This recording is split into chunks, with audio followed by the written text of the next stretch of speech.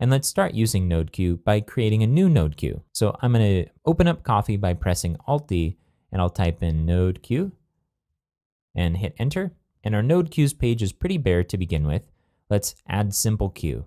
We'll call this blog slideshow. For the queue size, let's set it to a maximum of 5 for now.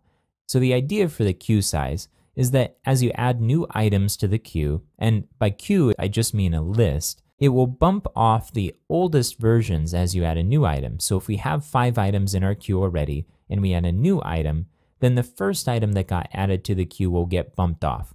So that mechanism makes a lot of sense if we're displaying just newly marked content. Okay, this reverse and admin view will make a little bit more sense in a moment, so I'll come back to it on the next screen.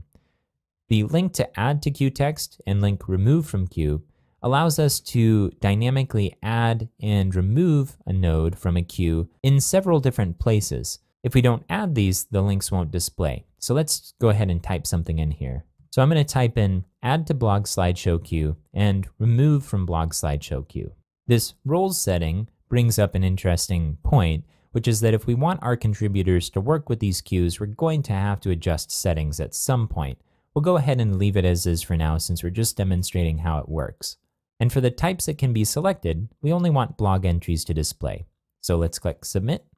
Okay, so now we have our queue here listed on our main node queues page.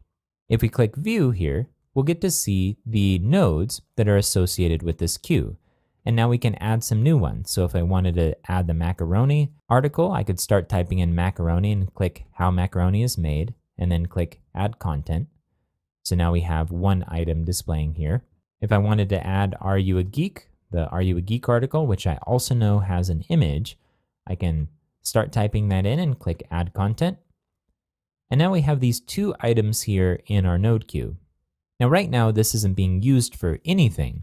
It's just that we have this list here, and now we can connect to it through other modules. In particular, we can use views in order to add a filter for this node queue.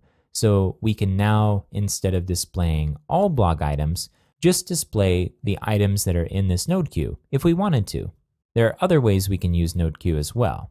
Once you're in here, you can freely reorganize these items. Note that you need to save it in order to save any changes that you make here. Now, when we get 5 items on this list, the next item we add will bump off an item. Typically, that will bump off an item from the top. But if we went to the settings for our blog slideshow Nodequeue, I'm just going to open this up in a new tab, and we select Edit Queue in order to go to the settings, and we go down to this reverse and admin view. It says ordinarily queues are arranged with the front of the queue where items will be removed on top. So if we wanted to switch this so that items get bumped off of the bottom, then we would check this here. Okay, so now we have our queue with our 2 items. We see the positions that they're in. We can freely manipulate them. Now let's tie this in with our view.